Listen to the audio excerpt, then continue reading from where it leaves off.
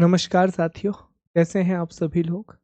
उम्मीद करता हूँ आप सब लोग बहुत अच्छे होंगे और आप लोगों की पढ़ाई भी बहुत अच्छे ढंग से आगे बढ़ रही होगी। साथियों, एक बार फिर से आप सभी लोगों का बहुत-बहुत स्वागत है मध्यकालीन भारतीय इतिहास की कक्षाओं में मिडाइवल इंडियन हिस्ट्री की सीरीज में। जहाँ पिछली क्लास में हमने भक्ति आंदोलन को पढ़ना शुरू किया था, आज की क्लास में हम भक्ति आंदोलन को कंप्लीट करेंगे। क्लास थोड़ी सी बड़ी होगी क्योंकि आज हमें भक्ति आंदोलन से जुड़े हुए सभी संतों की चर्चा करनी है। संतों की संख्या बहुत ज्यादा है, ये हमने कल भी आपको बताया था। दूसरी बात यह है कि पूरे संत पढ़ने के बाद हम आपको एक टेबल भी बना करके देंगे, पर वो टेबल हम अभी नहीं देंगे। जब हम विजयनगर साम्राज्य पूरा पढ़ लेंगे और प्रांतीय राज्यों की चर्चा करेंगे, उससे पहले हम वो टेबल आपको देंगे। कारण बड़ा साफ है कि 1 से 2 बार आप एक बार रिवीजन कर लीजिए ताकि आपको भी रिकॉल करने का मौका मिल जाए, और फिर मैं टेबल के थ्रू आपका रिवीजन करा दूंगा ताकि इस टॉपिक पर बहुत अच्छी पकड़ आपकी बन सके। दोस्तों, मैं बार बार आपसे एक ही बात कहता हूँ कि वीडियो या टॉपिक को कंप्लीट करना बहुत आसान है, उस पर कमांड बनाने पर फोकस करो। कंप्लीशन तो वैसे भी हो जाएगा। वीडियो देख लेना, देख करके आगे बढ़ जाना बहुत आसान है। सबसे इम्पोर्टेंट है जो पढ़ा है उसको रिटेन करना, और रिटेन करने का एकमात्र तरीका होता है जितने बार आप पढ़ोगे, लिख करके उसका अभ्यास करोगे, उसके बारे में सोचोगे, कीवर्ड को देखने के बाद उसके बारे में सोचोगे, आपको चीजें याद होंगी। ये जो मैं आपको बना के देता हूँ ना चार्ट, इसका महत्व है कि अगर कभी आपको रिवीजन करना है तो आपके सामने हेडिंग है सामान्य परिचय। तो याद कीजिए हमने सामान्य परिचय में क्या क्या पढ़ा था। संतों के नाम है, हर एक संत को देखिए और याद कीजिए कि हमने संतों के बारे में क्या क्या पढ़ा था। ये सबसे अच्छा तरीका होता है रिवीजन का। ये चार्ट खोल लिया, इस चार्ट में जो जो संत दिए गए हैं, अब उनके बारे में हमने रिकॉल करना शुरू कर दिया कि हमने इतनी इतनी बातें पढ़ी थी। हर बार एक ही बात मैं बार बार कह रहा हूँ कि सबसे बड़ा चैलेंज है रिवीजन करना। पढ़ना बहुत आसान होता है, नई जानकारी को सुनना बहुत अच्छा लगता है, पर उससे भी इम्पोर्टेंट है कि जो आप पढ़ चुके हैं उस पर कमांड बनाओ। देखो, आपने प्राचीन इतिहास पढ़ा या फिर मध्यकाल में अब तक जो कक्षाएं पढ़ी, क्या वो आपको याद है? जो क्विज लगा रहे हैं वो 2 से 3 बार क्विज लगाओ और देखो कि क्या आपसे अभी भी उतने ही प्रश्न बन रहे हैं जितना उस समय बने थे जब आपने पहली बार क्विज को लगाया था। तो प्रोसेस को फॉलो कीजिए। प्रोसेस बड़ी सिंपल है। क्लास देखिए, पीडीएफ को पढ़िए, 3 से 4 बार पढ़िए और 3 से 4 बार क्विज लगाइए। यही एकमात्र तरीका है। कंप्लीशन नहीं, कमांड बनाने पर फोकस करो साथियों। ये एकमात्र वाक्य है जो आपको याद रखना है। चलो, तो पहले हम क्विकली रिकॉल कर लेते हैं कि हमने भक्ति आंदोलन के बारे में क्या क्या पढ़ा था। तो पिछली क्लास में हमने ये जाना था कि जो भक्ति शब्द है वो श्वेताश्वर उपनिषद में पहली बार प्रयोग किया गया। श्रीमद् भगवत गीता में भक्ति शब्द का प्रयोग मोक्ष के मार्ग के लिए भी किया गया है। भारत में भक्ति आंदोलन की शुरुआत 8वीं और 7वीं शताब्दी ईसा के आसपास होती है और इसकी शुरुआत दक्षिण भारत से हुई थी। दक्षिण भारत में जब पल्लवों का शासन काल था तो पल्लवों के समय दो परंपराएं विकसित हुई, एक वैष्णव परंपरा और एक शैव परंपरा। वैष्णव परंपरा में अलवार संत हुए जिनकी संख्या 12 थी, और शैव परंपरा में नयनार संत हुए जिनकी संख्या 63 थी। इन 12 अलवार संतों में एक महिला संत भी थी जिनका नाम था अंडाल। ये हमने डिस्कस किया था साथियों। और नलायरा दिव्य प्रबंधम अलवार संतों का सबसे प्रमुख ग्रंथ माना जाता है। अ, जो भक्ति आंदोलन की परंपरा है, ये दक्षिण भारत से उत्तर भारत लाने का जो श्रेय है वो आचार्य रामानंद को दिया जाता है कि वो इस परंपरा को उत्तर भारत लेकर के आए थे। तो ये परंपरा दक्षिण भारत से शुरू हुई, बाद में ये परंपरा उत्तर भारत आई और फिर पूरे के पूरे भारत में ये परंपरा विकसित होती रही। फिर हम आगे बढ़े थे साथियों और हमने इस बात की चर्चा की थी कि भक्ति आंदोलन के प्रमुख संत कौन कौन से हैं। तो भक्ति आंदोलन के प्रमुख संतों में बहुत सारे संत हैं। आदि गुरु शंकराचार्य हैं, रामानुजाचार्य हैं, माधवाचार्य हैं, वल्लभाचार्य हैं, निम्बारकाचार्य हैं, फिर चैतन्य महाप्रभु हैं, तुलसीदास हैं, मीराबाई हैं, संत कबीर हैं, रैदास हैं, दादू दयाल हैं, गुरु नानक देव हैं। महाराष्ट्र में जाएंगे तो संत एकनाथ हैं, संत तुकाराम हैं, संत ज्ञानेश्वर हैं, ऐसे बहुत सारे संत हैं, मल्टीपल संत हैं, जिनके बारे में हम आज थोड़ी-थोड़ी चर्चा करेंगे। ब्रीफ में हम उनके बारे में बात करेंगे। पर हमने पहले संत जिनके बारे में पिछली क्लास में पढ़ लिया था, वो थे आदि गुरु शंकराचार्य। आदि गुरु शंकराचार्य के बारे में हमने जाना था कि आदि गुरु शंकराचार्य का जन्म केरल के कलाडी नाम के स्थान पर हुआ था और वहीं पर बाद में भारत सरकार ने संस्कृत विश्वविद्यालय भी बनाया है। वहाँ एक बहुत बड़ा संस्कृत विश्वविद्यालय है जिसका नाम ही है आदि गुरु शंकराचार्य संस्कृत विश्वविद्यालय, जो कि कलाडी केरल में बना हुआ है। हमने यह भी देखा कि जो आदि गुरु शंकराचार्य हैं, उन्होंने एक मत का प्रतिपादन किया जिसे हम अद्वैतवाद कहते हैं। आज हम उस मत को थोड़ा गहराई से समझेंगे। उनके द्वारा एक संप्रदाय बनाया गया जिसे स्मार्त संप्रदाय या स्मृति संप्रदाय भी कहा जाता है। उन्होंने शांकर भाष्य की रचना की, जो कि ब्रह्म सूत्र पर लिखा गया उनका भाष्य है, और सौंदर्य लहरी नाम की पुस्तक भी उन्होंने लिखी। उन्हें प्रचंड बौद्ध के नाम से भी जाना जाता है और पंचायतन शैली की शुरुआत की थी, जिसके तहत 5 देवताओं की पूजा की जाती है। साथियों, आदि गुरु शंकराचार्य ने भारत के 4 कोनों में 4 अलग अलग मठों की स्थापना की। बद्रीनाथ में एक मठ स्थापित किया, वहीं कर्नाटक के श्रृंगेरी में श्रृंगेरी मठ की स्थापना की। जो उड़ीसा है, उड़ीसा के पुरी में गोवर्धन मठ की स्थापना की। द्वारका गुजरात में शारदा मठ की स्थापना की और बद्रीनाथ में ज्योतिर्मठ की स्थापना की। इतनी बातें हमने पिछली क्लास में डिस्कस कर ली थी। आइए एक बार इसको पीपीटी से भी हम देख लेते हैं। तो ये सारी चीजें हमने पढ़ी थी कि दक्षिण भारत से भक्ति आंदोलन की शुरुआत हुई थी। साउथ इंडिया से भक्ति आंदोलन शुरू हुआ था। 12 अलवार संत थे जो वैष्णव परंपरा को मानते थे। 63 नयनार संत थे जो शैव परंपरा को मानते थे। फिर हमने यह भी डिस्कस किया था कि सगुण और निर्गुण 2 अलग अलग भक्ति की धाराएं बनी, सगुण धारा और निर्गुण धारा। सगुण में ईश्वर को आकार के रूप में माना गया है कि गॉड हैज अ शेप। वहीं निर्गुण में ईश्वर को निराकार माना गया है कि गॉड का कोई भी शेप नहीं है। साथियों, फिर हमने आदि गुरु शंकराचार्य के बारे में पढ़ा कि इनका जन्म कलाड़ी केरल में हुआ था, जहां संस्कृत विश्वविद्यालय भी है। इनकी मृत्यु केदारनाथ उत्तराखंड में हुई थी। ठीक है। अद्वैतवाद का प्रतिपादन इन्होंने किया था, जिसके बारे में आज हम डिटेल में जानेंगे। शांकर भाष्य, गीता भाष्य, सौंदर्य लहरी इनकी प्रमुख किताबें थी। बद्रीनाथ में ज्योतिर्मठ, श्रृंगेरी में श्रृंगेरी मठ, पुरी में गोवर्धन मठ और द्वारका में शारदा मठ। प्रच्छन्न बौद्ध भी इन्हें कहा गया और शैव धर्म का अनुयायी भी कहा गया। उम्मीद है साथियों कि यहाँ तक आपको चीजें बहुत अच्छे से समझ में आई होंगी, सारी चीजें बड़े अच्छे से क्लियर होंगी आपको। चलिए साथियों, तो हम आगे बढ़ते हैं और अब हमें अगले संतों के बारे में बात करनी है, पर उससे पहले हमें एक टॉपिक समझना होगा। देखिए, आपने कई जगह पर ये कुछ नाम पढ़े होंगे, जैसे कि आदि गुरु शंकराचार्य, अद्वैतवाद दर्शन, रामानुजाचार्य, विशिष्ट अद्वैतवाद का दर्शन और श्री संप्रदाय की स्थापना, माधवाचार्य, द्वैतवाद का दर्शन, ब्रह्म संप्रदाय, वल्लभाचार्य, शुद्ध द्वैतवाद की स्थापना, पुष्टि मार्ग के प्रवर्तक, निम्बार्काचार्य, द्वैताद्वैतवाद, और एक और नाम आपने सुना होगा, चैतन्य महाप्रभु, जिन्होंने अचिंत भेदवाद की स्थापना की थी, भेद अभेदवाद की स्थापना की थी।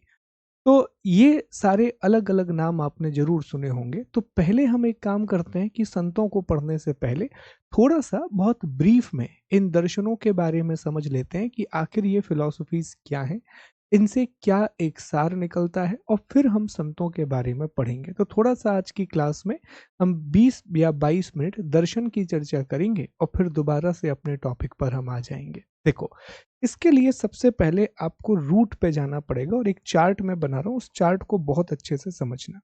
जब हम भारतीय दर्शन की बात करते हैं साथियों, जब भी हम इंडियन फिलॉसफी की बात करते हैं, भारतीय दर्शन अर्थात इंडियन फिलॉसफी, तो भारतीय दर्शन को हम 2 भागों में बांटते हैं। We divide Indian philosophy into 2 parts. 2 इसके अलग अलग हिस्से हैं। एक जो हिस्सा है भारतीय दर्शन का, एक जो पार्ट है, इसे कहा जाता है वैदिक दर्शन। ठीक है, इसे हम वैदिक दर्शन के नाम से जानते हैं, वैदिक फिलॉसफी के नाम से जानते हैं। और जो दूसरा हिस्सा है इसे कहा जाता है अवैदिक दर्शन, नॉन वैदिक फिलॉसफी। वैदिक दर्शन का मतलब था एक ऐसा दर्शन जो कि वेदों में विश्वास करता है, एक ऐसी फिलॉसफी जो कि वेदों में बिलीव करती है। इसी वैदिक दर्शन को हम एक और नाम देते हैं, इसी को हम षड दर्शन के नाम से जानते हैं। वी ऑल्सो कॉल इट षड दर्शन, जिसमें 6 अलग अलग दर्शन हैं, जिसमें 6 अलग अलग फिलॉसफी है। जैसे अगर हम षड दर्शन की बात करें तो इसमें एक दर्शन निकल करके आता है सांख्य दर्शन। सबसे पुराना दर्शन सांख्य दर्शन ही माना जाता है और सांख्य दर्शन के जो प्रवर्तक हैं वो कपिल मुनि माने जाते हैं। ठीक है। सांख्य के बाद एक और दर्शन आता है जिसे हम योग दर्शन कहते हैं और योग दर्शन के प्रवर्तक जो हैं वो आचार्य पतंजलि माने जाते हैं। आचार्य पतंजलि योग दर्शन के प्रवर्तक माने जाते हैं।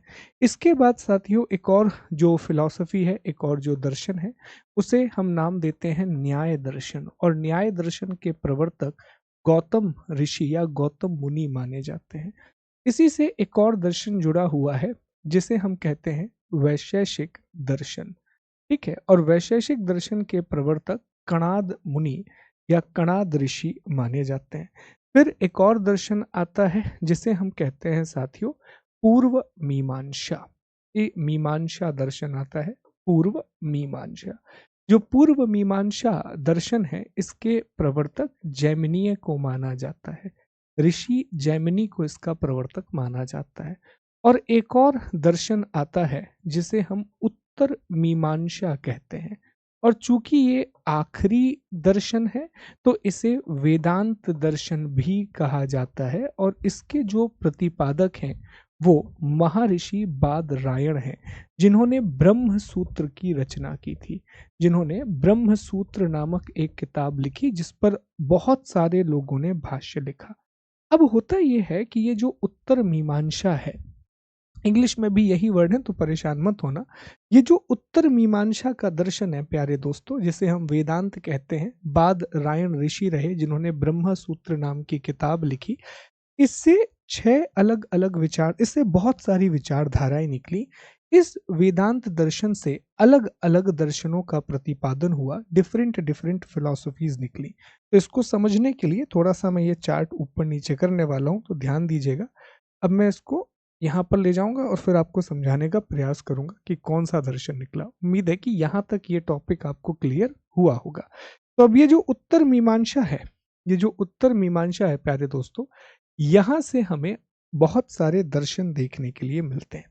एक एक करके बहुत अच्छे से समझना कि कौन कौन से दर्शन हमें यहाँ दिखाई देते हैं। तो इसमें सबसे पहला जो दर्शन आता है, इसमें जो सबसे पहला दर्शन आता है, मैं इसको इस तरह से यहाँ लिख देता हूँ। इसमें सबसे पहला जो दर्शन आता है उसे कहा जाता है अद्वैतवाद। ठीक है। पहली जो फिलॉसफी है उसे कहा जाता है अद्वैतवाद। साथियों ये जो अद्वैतवाद का दर्शन है, इस अद्वैतवाद के दर्शन का प्रतिपादन किया था आदि गुरु शंकराचार्य ने। इसका प्रतिपादन किया था आदि गुरु शंकराचार्य ने। और आदि गुरु शंकराचार्य ने अपने इस मत का प्रतिपादन करने के लिए एक संप्रदाय भी बनाया था जिसे स्मृति संप्रदाय या स्मार्त संप्रदाय के नाम से जाना जाता है। तो ये पहला दर्शन हुआ। ये किसका हिस्सा है? याद रखिएगा, ये वेदांत का ही हिस्सा है। वेदांत के अंतर्गत पहला जो फिलॉसफी आता है वो अद्वैतवाद है, जिसके प्रतिपादक आदि गुरु शंकराचार्य थे। इंग्लिश में भी इसको अद्वैतवाद ही बोलते हैं। इसके फाउंडर आदि गुरु शंकर थे और इसका प्रचार करने के लिए स्मृति संप्रदाय की स्थापना भी की गई थी। स्मृति संप्रदाय की स्थापना भी इसके लिए की गई थी। तो एक तो ये वाला पॉइंट हो गया साथियों। ठीक है, ये हो गया एक बिंदु। दूसरी चीज जो यहीं से निकल करके आती है, इसके बाद इसका विकास 8वीं शताब्दी के आसपास हुआ था। 8वीं सदी में इसका विकास हुआ। 8th सेंचुरी एडी के आसपास ये डेवलप हुआ। दूसरा दर्शन जो यहाँ से निकला, अगली फिलॉसफी जो यहाँ से निकल करके आती है, उसे कहा जाता है विशिष्ट अद्वैतवाद। उसे क्या कहा जाता है? दूसरी फिलॉसफी जो निकल के आई उसे कहा जाता है विशिष्ट अद्वैतवाद। अब जो विशिष्ट अद्वैतवाद है साथियों, ध्यान देंगे, एक एक पॉइंट को अच्छे से समझेंगे। इसका प्रतिपादन 11वीं सदी में, 11th सेंचुरी एडी में इसका प्रतिपादन किया था रामानुजाचार्य ने। इसका प्रतिपादन किया था रामानुजाचार्य ने। और नाम रामानुजाचार्य ने इसके प्रचार प्रसार के लिए, इसको प्रमोट करने के लिए श्री संप्रदाय की स्थापना भी की थी। इसको प्रमोट करने के लिए श्री संप्रदाय की स्थापना भी की थी। और इसी श्री संप्रदाय का प्रयोग करके उन्होंने विशिष्ट अद्वैत के दर्शन का प्रतिपादन किया था। बहुत बड़ा अंतर नहीं है, थोड़ा बहुत ही अंतर है, पर यह भी हम समझेंगे, इसको जानेंगे कि वो अंतर क्या है, वो डिफरेंस क्या है। तो ये हमारी दूसरी फिलॉसफी है, ये हमारा सेकंड फिलॉसफी है साथियों, जिसे हम, हाँ, जिसे हम विशिष्ट अद्वैतवाद के नाम से जानते हैं। उम्मीद है कि अब तक आपको सारी चीजें समझ में आ रही होंगी, हर एक पॉइंट आपको समझ में आ रहा होगा। इसके बाद जो अगली फिलॉसफी है, नेक्स्ट जो हमारी फिलॉसफी है, उसे नाम दिया जाता है, उसे नाम दिया जाता है साथियों, नंबर 3, द्वैतवाद। ये है द्वैतवाद का सिद्धांत। अब जो द्वैतवाद के प्रतिपादक हैं वो आचार्य माधवाचार्य हैं।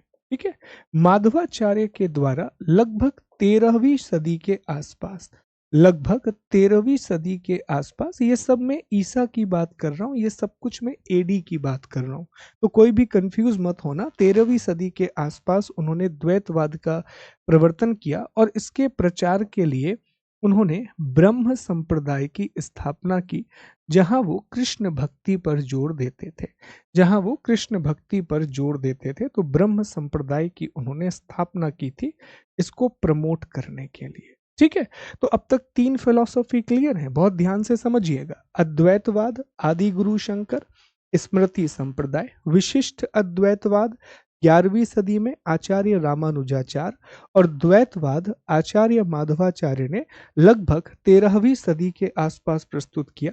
इसी को तत्ववाद भी बोला जाता है। जो द्वैतवाद है इसी का एक और नाम है तत्ववाद। तो अगर कभी तत्ववाद नाम का प्रयोग हो तो कंफ्यूज मत होना, तत्ववाद हम द्वैतवाद को ही बोलते हैं। तो ये 3 तो बहुत अलग अलग चीजें थी।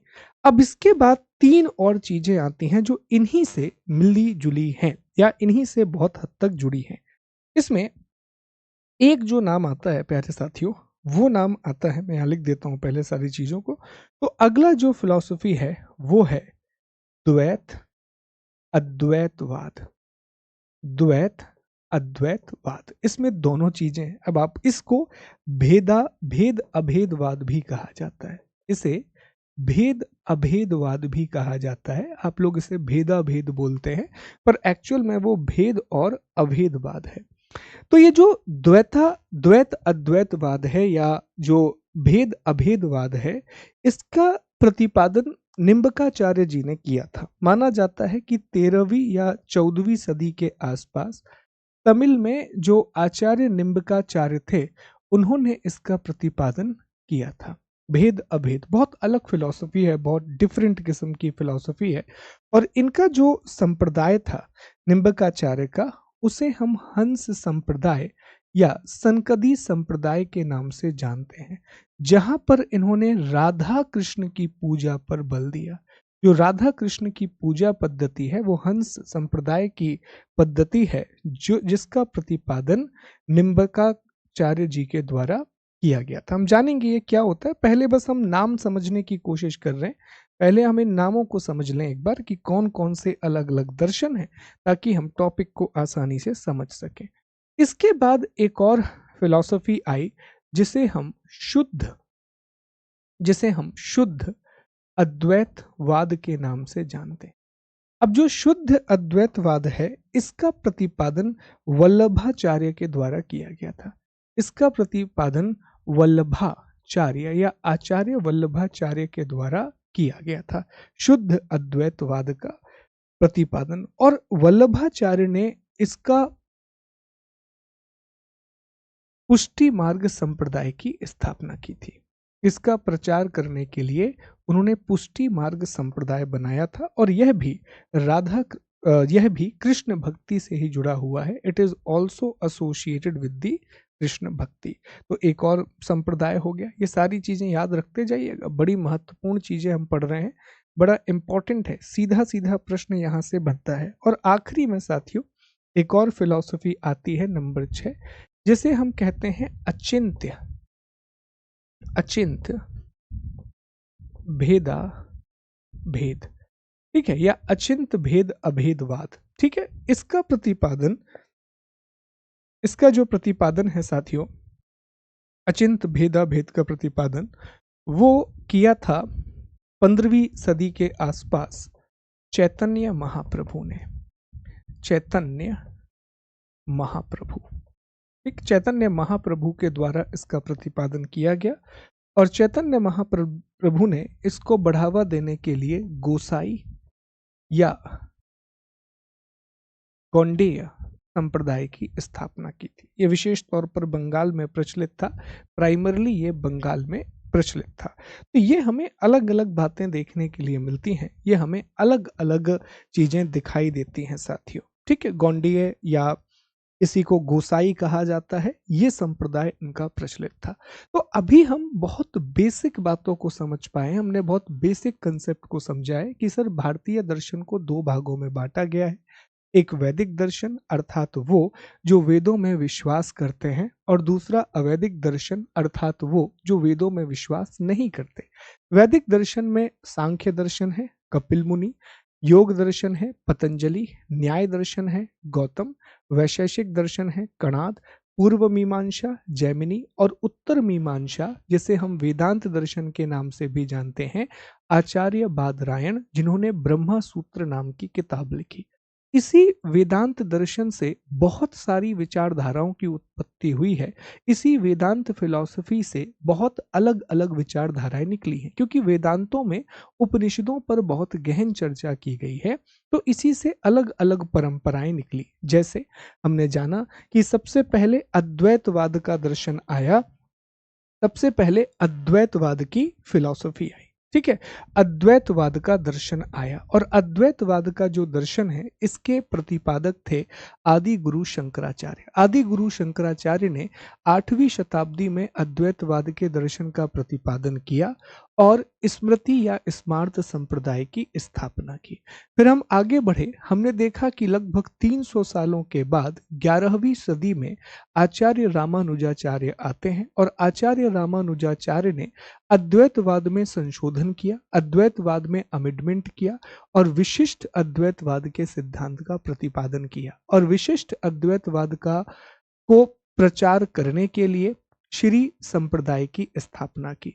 इसके बाद आचार्य माधवाचार्य आए और आचार्य माधवाचार्य ने लगभग 13वीं सदी के आसपास 13th सेंचुरी एडी के आसपास अद्वैतवाद और विशिष्ट अद्वैतवाद दोनों का खंडन कर दिया और एक नया सिद्धांत दिया जिसे द्वैतवाद कहा जाता है और इसको बढ़ाने के लिए ब्रह्म संप्रदाय की स्थापना। फिर साथियों एक और आचार्य आते हैं निम्बकाचार्य। ये दक्षिण के ही एक बहुत महान संत हुए हैं आचार्य निम्बकाचार्य।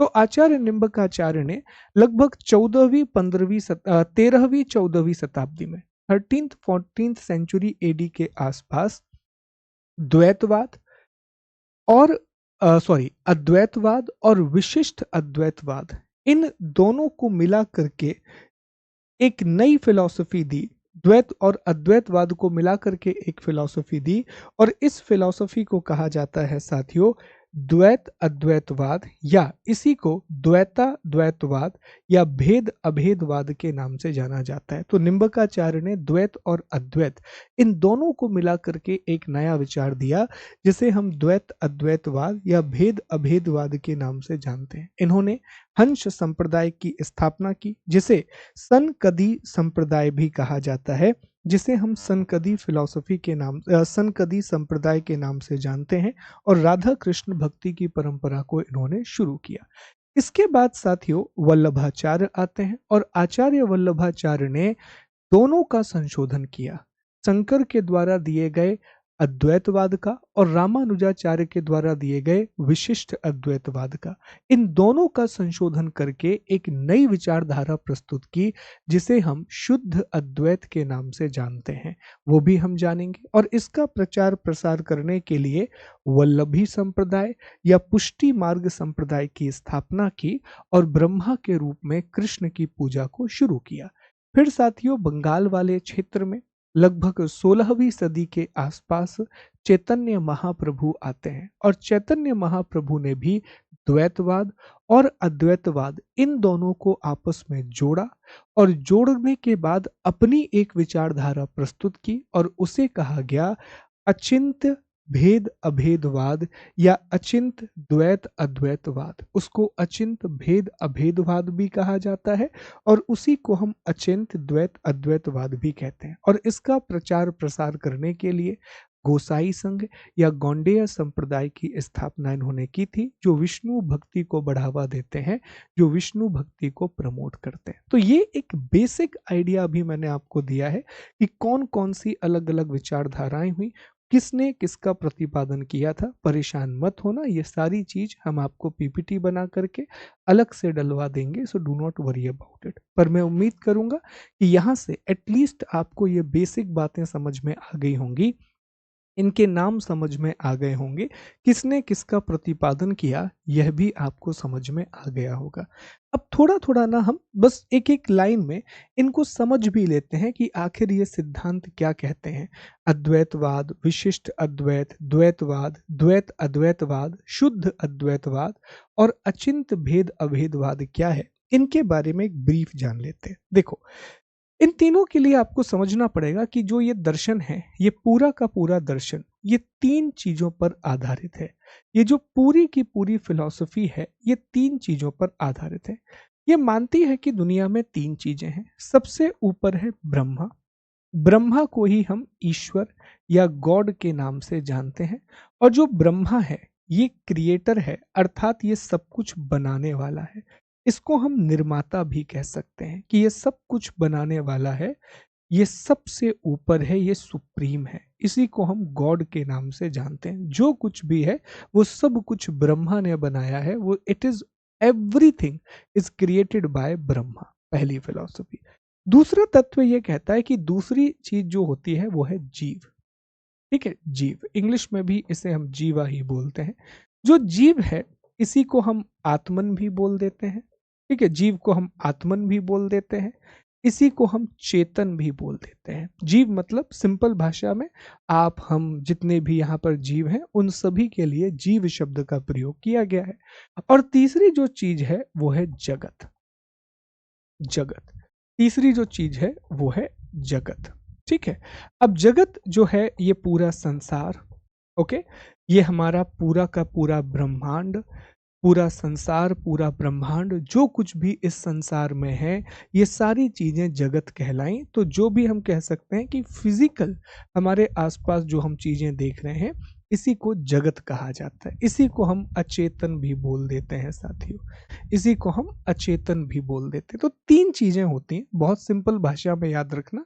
एक होता है ब्रह्मा, दूसरा होता है जीव और तीसरा होता है जगत। इसको आप ऐसे भी मान सकते हैं कि जैसे मान लीजिए कि एक कुम्हार है, तो कुम्हार जो है वो ईश्वर है।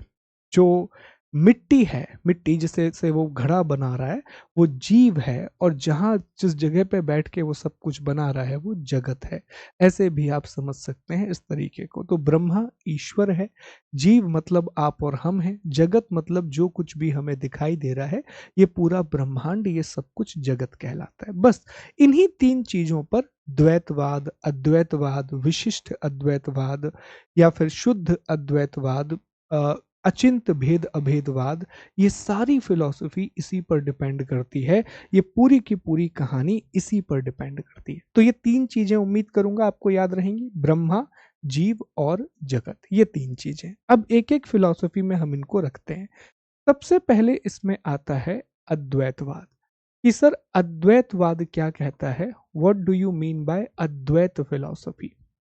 तो देखिए, जो अद्वैतवाद है इसका प्रतिपादन किसने किया था, तो अद्वैतवाद का प्रतिपादन आदि गुरु शंकराचार्य ने किया था या आदि गुरु शंकर के द्वारा इसका प्रतिपादन किया गया था।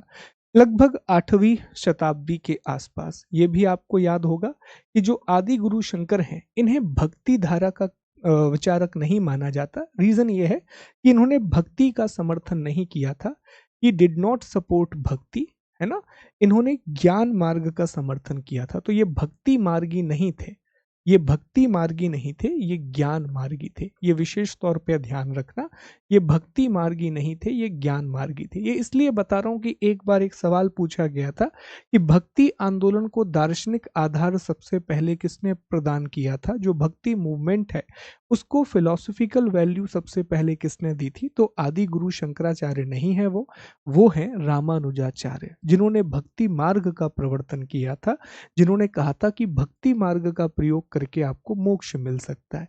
आदि गुरु शंकर ने कहा था कि इसी जीवन में रहते हुए मोक्ष मिल जाएगा, लेकिन इसके लिए अविद्या से दूर भागो और विद्या की तरफ आओ, अज्ञान को त्यागो और ज्ञान की तरफ आओ। तो वो ज्ञान मार्गी है और रामानुजाचार्य जो है वो भक्ति मार्गी है। ये बेसिक डिफरेंस है, याद रखिएगा। तो 8वीं सदी में आदि गुरु शंकराचार्य के द्वारा अद्वैतवाद के दर्शन का प्रतिपादन किया गया। ये दर्शन कुछ बातें कहता है। पहली बात ये कहता है कि जो ब्रह्मा है ये निर्गुण है, इसमें किसी भी तरह का कोई भी गुण नहीं है, अर्थात कोई भी प्रपोजिशन नहीं है। There is no proposition of Brahma, Brahma का कोई गुण नहीं है। ये फिलॉसफी आगे कहती है कि देखो, ब्रह्मा और जीव ये एक है, ब्रह्मा जीव और जगत ये तीनों एक हैं। तो ये एक तत्ववाद पर बल देती है, ये एक तत्ववाद पर बल देती है, ये मोनोथिज्म को प्रमोट करती है कि दुनिया में जो कुछ भी है वो ब्रह्मा ही है, अर्थात ये तीनों चीजें एक हैं। बस ये अंतर ये बताती है कि जो जगत है, जगत मतलब जो दुनिया हम अपने आसपास देख रहे हैं, ये जो मटेरियल चीजें अपने आसपास हम देख रहे हैं, ये सारी चीजें मिथ्या हैं। They are not true, they are not true, ये सारी चीजें मिथ्या हैं। और ये इसलिए हम इस जाल में फंसे हुए हैं, ये जगत हमें इसलिए दिख रहा है क्योंकि हम अज्ञान से घिरे हुए हैं, because we are surrounded by ignorance. और जिस दिन हम इस अज्ञान को त्याग देंगे तो हम जान जाएंगे कि जगत भी वास्तव में ब्रह्मा ही है और हम ब्रह्मा तक पहुंच जाएंगे। तो आपसे कोई एक लाइन में पूछे कि अच्छा अद्वैतवाद को समझाइए, तो आप बहुत आसान भाषा में बताइएगा कि अद्वैतवाद एक तत्ववाद पर आधारित है, अर्थात वो सभी को ब्रह्मा मानता है, परंतु वो कहता है कि ब्रह्मा और जीव तो एक हैं, लेकिन जगत मिथ्या है और ये मिथ्या हमें अज्ञान की वजह से दिखाई दे रहा है। तो इस अज्ञान को दूर करने के लिए हमें ज्ञान के मार्ग पर चलना होगा और ज्ञान के मार्ग पर चलने के बाद ही हमें मोक्ष की प्राप्ति होगी, हम मोक्ष को अटेन कर पाएंगे। ये फिलॉसफी कौन सी है साथियों, तो ये अद्वैतवाद का दर्शन है। बहुत सिंपल सी बात है। अब इसी में अगला जो सिद्धांत है वो है विशिष्ट अद्वैतवाद का सिद्धांत। अगला जो सिद्धांत है वो है विशिष्ट अद्वैतवाद का सिद्धांत।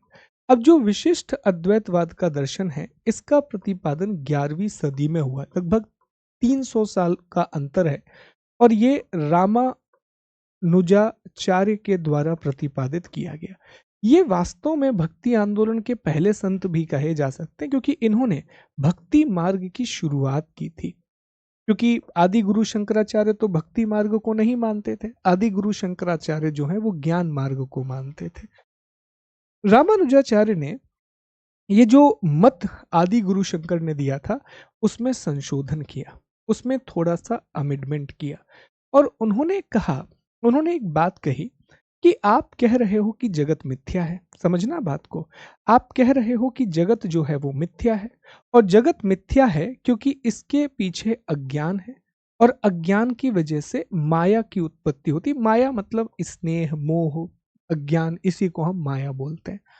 तो इन्होंने एक प्रश्न किया आदि गुरु शंकर से। उन्होंने कहा कि गुरुजी, आप कह रहे हैं कि ब्रह्मा निर्गुण है, ब्रह्मा का कोई गुण नहीं है, ब्रह्मा हैज नो प्रिपोजिशन, लेकिन स्नेह, माया, अज्ञान, ज्ञान ये भी तो एक गुण है, तो फिर ये माया कैसे आ रही है। तो अब इन्होंने इसमें एक चेंज किया और इन्होंने कहा कि नहीं, ब्रह्मा की भी एक विशेषता है। जो ब्रह्मा है उसकी भी एक विशेषता है, या ब्रह्मा का भी एक गुण है। इसलिए इसे कहा गया विशिष्ट अद्वैतवाद, क्योंकि इसमें इन्होंने ब्रह्मा को गुण वाला माना है। तो इसमें ये कहते हैं, विशिष्ट अद्वैतवाद में कहा गया कि हाँ, ब्रह्मा है, जीव है और जगत है, ये सारी चीजें हैं। अंतर यह है कि जो ब्रह्मा है इसका एक गुण है, और इन्होंने ये माना कि ब्रह्मा के ही दो अलग अलग हिस्से हैं। एक हिस्सा है जीव, और एक हिस्सा मतलब जीव और ब्रह्मा को इन्होंने एक माना और कहा कि इसी का एक हिस्सा है जगत। ठीक है, तो इन्होंने बस इतनी बात कह दी। विशिष्ट शब्द इसलिए जोड़ दिया गया, विशिष्ट वर्ड इसलिए जोड़ दिया गया साथियों, क्योंकि इन्होंने ये माना कि ब्रह्मा का भी गुण होता है। तो गुण मतलब एक विशेषता होती है, एक विशिष्टता होती है, इसलिए इसे विशिष्ट अद्वैतवाद कहा गया। तो फिलॉसफी वही है, अल्टीमेटली बात वही है कि सब कुछ ब्रह्मा है। बस आदि गुरु शंकराचार्य कह रहे हैं कि ब्रह्मा का कोई भी गुण नहीं होता है, लेकिन रामानुजाचार्य कह रहे हैं कि ब्रह्मा का गुण होता है, ब्रह्मा में भी गुण है, इसलिए उसे विशिष्ट अद्वैतवाद कहा गया। ये ब्रह्मा को गुण वाला मानते हैं, उसमें एक प्रिपोजिशन मानते हैं। इसके बाद जो बहुत बारीक सा ही अंतर है, इसके बाद जो तीसरा सिद्धांत आता है उसे हम कहते हैं द्वैतवाद। ये बिल्कुल अलग है, ये बहुत अलग है। द्वैतवाद का जो प्रतिपादन है, जैसा हमने देखा है साथियों कि द्वैतवाद का प्रतिपादन आचार्य माधवाचार्य के द्वारा किया गया था, और द्वैतवाद को ही हम एक नाम देते हैं, इसी को भी हम तत्ववाद कहते हैं। द्वैतवाद ये कहता है कि देखो, कभी भी जीव ईश्वर नहीं हो सकता। बहुत सिंपल भाषा में समझना, द्वैतवाद का सिद्धांत कहता है कि ये सच है, जो भी दुनिया भर में सारी चीजें हैं, चाहे ये पूरा संपूर्ण संसार हो और चाहे उसमें रहने वाले हम जीव हों, हम सभी को ईश्वर ने बनाया है, पर हम कभी ईश्वर नहीं हो सकते। हम उन पर निर्भर हैं, वही हमको चला रहे हैं, वही हम सबका पालन पोषण कर रहे हैं, लेकिन हम खुद कभी भी ईश्वर नहीं हो सकते। तो ये कहता है कि कुम्हार कभी भी मिट्टी नहीं हो सकता, कभी भी कुम्हार जो है वो मिट्टी नहीं हो सकता, या मिट्टी कुम्हार नहीं हो सकता। तो ये मानते हैं, माधवाचार्य ये मानते हैं कि हाँ, देखिए, माधवाचार्य ये कहते हैं कि जो तीन तत्व हैं उसमें ब्रह्मा अलग है, उसमें ब्रह्मा अर्थात जो क्रिएटर है वो अलग है, और जीव और जगत अलग है, जीव और जगत अलग है। हालांकि ये सब ब्रह्मा के ऊपर ही निर्भर हैं, तो वो जुड़े हुए जरूर हैं, लेकिन वो कहते हैं कि आप वैकुंठ धाम चले जाओगे, आप स्वर्ग चले जाओगे, लेकिन आप ईश्वर नहीं बन सकते। You can not be the God. ये कहता है द्वैतवाद का सिद्धांत। This is the philosophy of dualism. तो ये दो चीजें मानता है, ब्रह्मा को अलग मानता है, जीव और जगत को अलग मानता है। तो जीव जगत को इसने साथ में रख दिया, तो ये परतंत्र माने जाते हैं कि ये परतंत्र हैं, और जो ब्रह्मा है उसे स्वतंत्र माना जाता है, उसे इंडिपेंडेंट माना जाता है। तो द्वैतवाद का दर्शन बड़ा ही सामान्य सा है।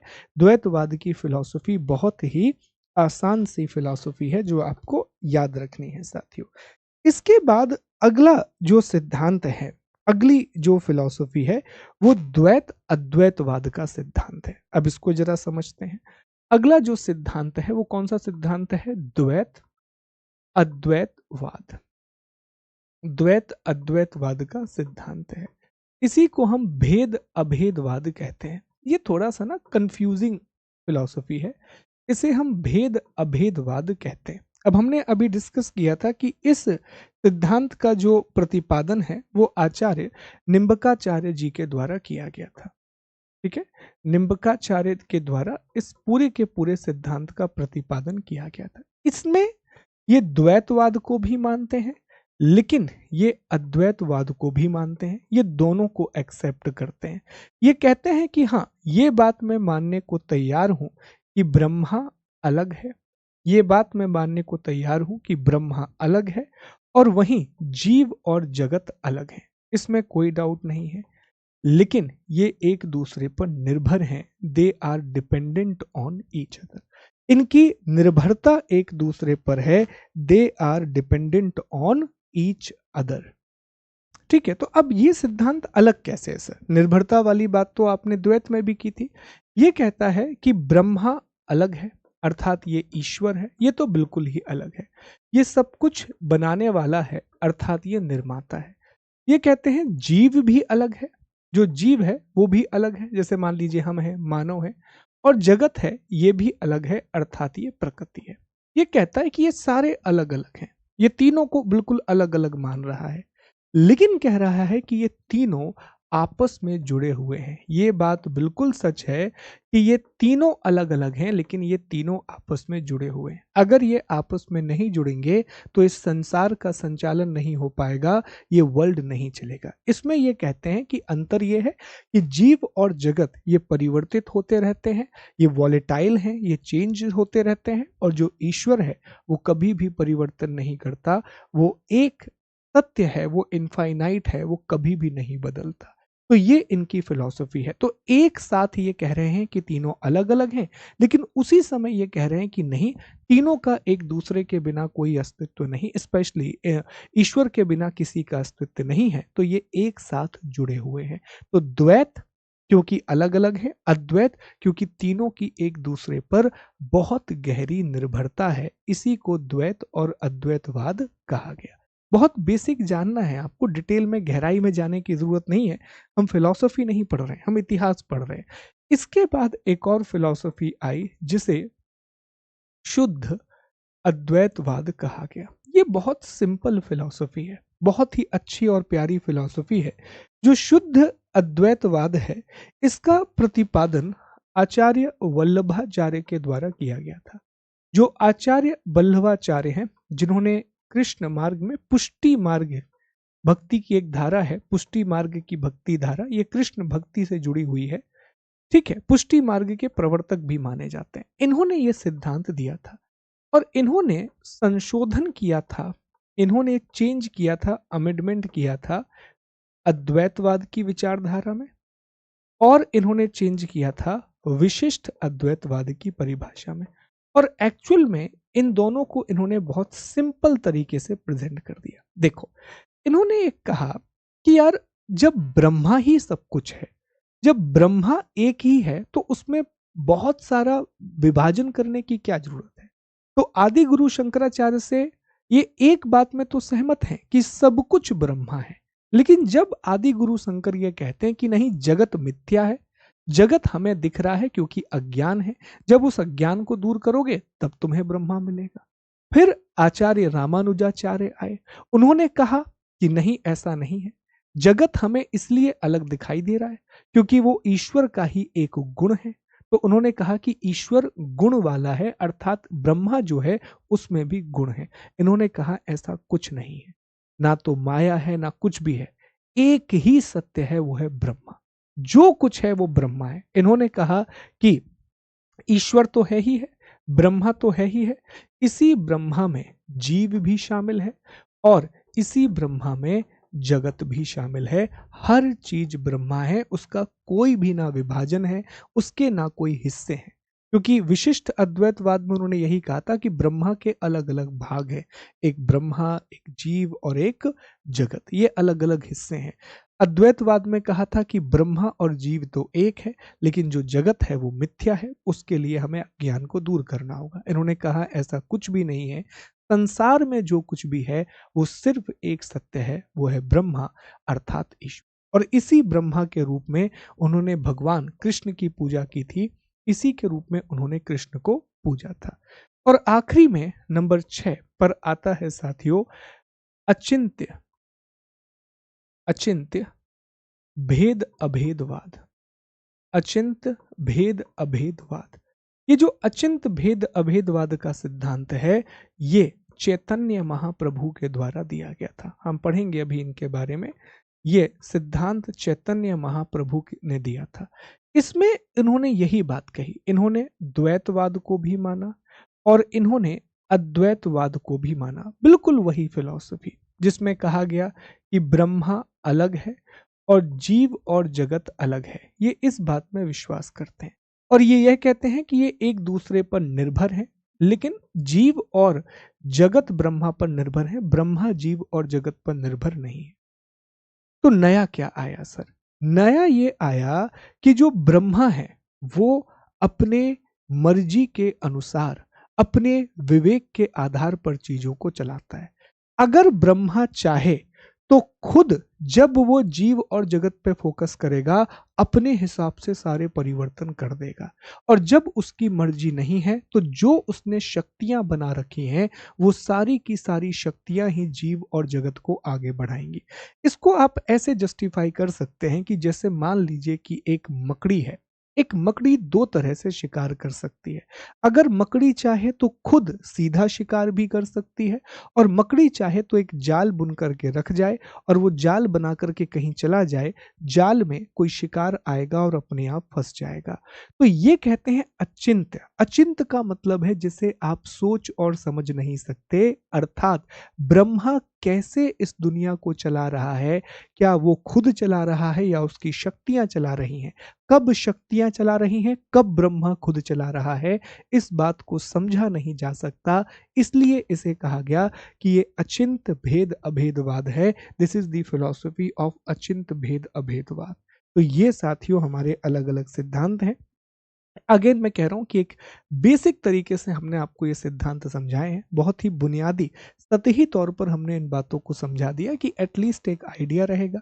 मैच द कॉलम के सवाल बहुत ज्यादा आते हैं कि कौन सा सिद्धांत किसने दिया, लेकिन आज 20-22 मिनट के डिस्कशन में एटलीस्ट आपको एक जानकारी मिलेगी कि इन सिद्धांतों का प्रतिपादन किसने किया। एक बार ध्यान से आप इसको देखो, ये वाला पीडीएफ भी मैं इंक्लूड कर दूंगा साथ में, तो वो भी आपको मिल जाएगा और एट द एंड आपको दूसरा वाला पीडीएफ तो मिल ही जाएगा साथियों। एक बार ध्यान से इसको देखिए, फिर हम आगे बढ़ते हैं।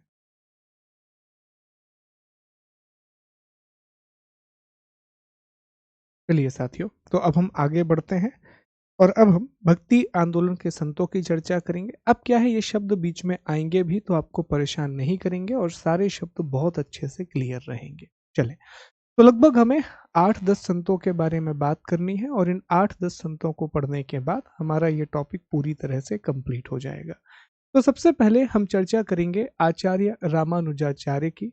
इन्हें भगवान लक्ष्मण का अवतार माना जाता है। ये 10वीं-11वीं शताब्दी के आसपास के संत रहे हैं और यही वास्तव में भक्ति दर्शन के प्रवर्तक माने जाते हैं। ठीक है, भक्ति मार्ग की जो सबसे पहले बात की थी वो रामानुजाचार्य ने ही की थी। तो इनका जो जन्म है, ध्यान दीजिएगा, एक एक करके समझना। इनका जो जन्म है वो श्री पेरुम्बदूर में हुआ था, जो वर्तमान में कांचीपुरम तमिलनाडु में आता है। इनके गुरु का नाम यादव प्रकाश और इनके दूसरे गुरु यामुनाचार्य थे। हालांकि बाद में माना जाता है कि यमुना आचार्य जी की जो है वो मृत्यु के बाद उनके सिद्धांतों का इन्होंने पालन किया था। इनकी प्रमुख रचनाओं में वेदांत सार, वेदांत द्वीप, वेदार्थ संग्रह और श्री भाष्य। देखो, ब्रह्मा सूत्र भाष्य जो है वो उत्तर मीमांसा या वेदांत दर्शन का प्रमुख आधार है, जो आचार्य बादरायण ने लिखा था। और इसी ब्रह्मा सूत्र के आधार पर लगभग हर एक फिलॉसफी निकली है। तो चाहे वो आदि गुरु शंकराचार्य हो, चाहे वो रामानुजाचार्य हो, वो सभी उस ब्रह्मा सूत्र पर टीका टिप्पणी लिखेंगे, उस सभी उस पर भाष्य लिखेंगे। तो जो भाष्य आदि गुरु शंकराचार्य ने लिखा था उसे हमने शंकर भाष्य का नाम दिया था, और ये जो है ये श्री भाष्य है जो कि रामानुजाचार्य ने लिखा है। इनका मत विशिष्ट अद्वैतवाद है। इन्होंने भक्ति मार्ग के प्रवर्तक माने जाते हैं। इन्होंने श्री संप्रदाय की स्थापना की थी।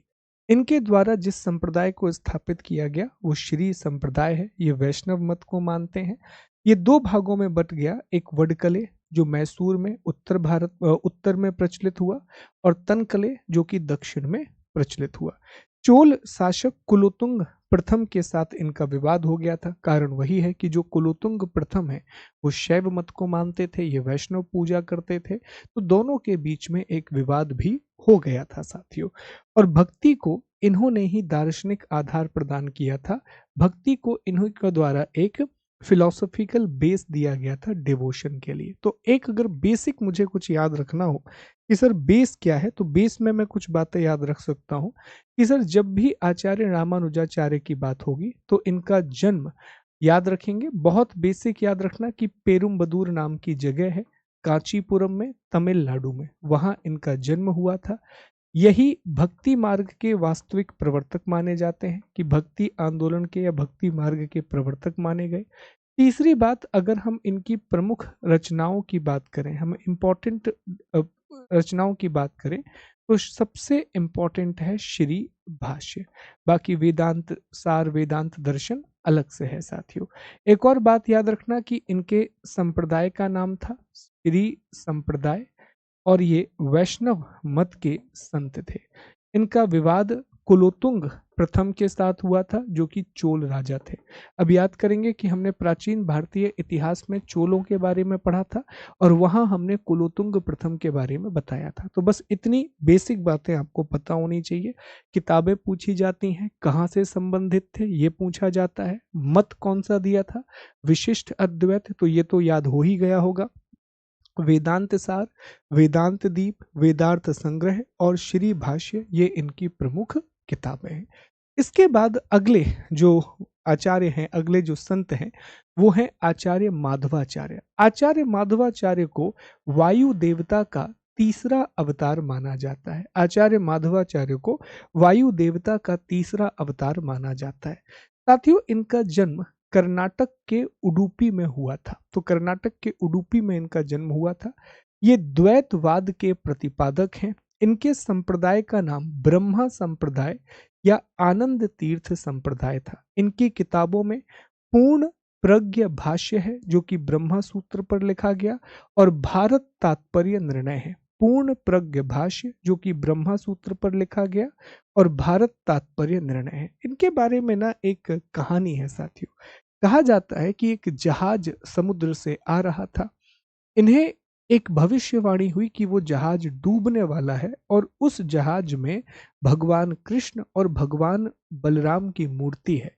कहा जाता है कि इन्होंने उस डूबते हुए जहाज को बचाया, लोगों की जान बचाई, और दो मूर्तियां उनको प्राप्त हुई, एक भगवान कृष्ण की मूर्ति और एक भगवान बलराम की मूर्ति। बाद में इन मूर्तियों को उन्होंने स्थापित किया, बाद में इन मूर्तियों को इन्होंने स्थापित भी किया साथियों। तो ये कृष्ण और बलराम की मूर्तियों की एक कहानी है, जो कि आचार्य माधवाचार्य के साथ जुड़ी हुई है।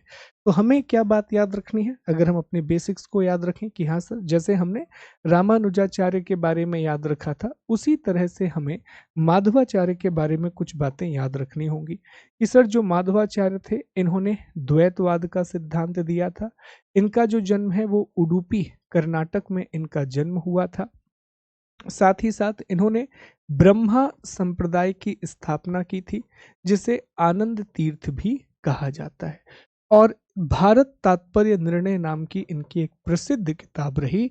इन्होंने भी ब्रह्मा सूत्र पर भाष्य लिखा था, और उसे पूर्ण प्रज्ञ भाष्य के नाम से जाना जाता है।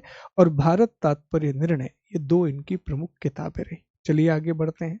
माधवाचार्य के बाद अगले जो प्रमुख संत हैं, उनका नाम है निम्बकाचार्य।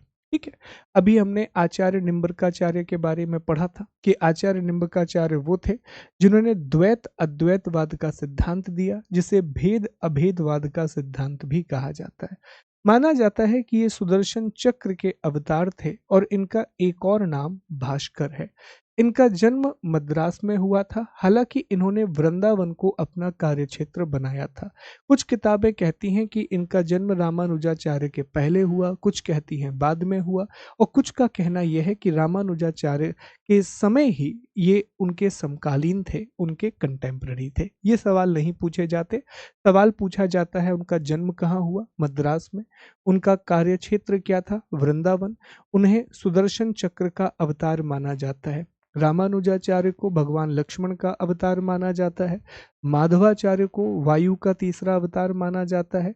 और जो निम्बरकाचार्य हैं, इन्हें सुदर्शन चक्र का अवतार माना जाता है। इनके द्वारा जो सिद्धांत दिया गया वो द्वैत अद्वैतवाद का सिद्धांत था या भेद अभेदवाद का सिद्धांत था। इन्होंने हंस संप्रदाय की स्थापना की थी। हंस संप्रदाय को सनक संप्रदाय भी कहा जाता है। इसी को सनक आदि संप्रदाय भी कहा जाता है और इन्होंने ही राधा कृष्ण पूजा की परंपरा को शुरू किया था।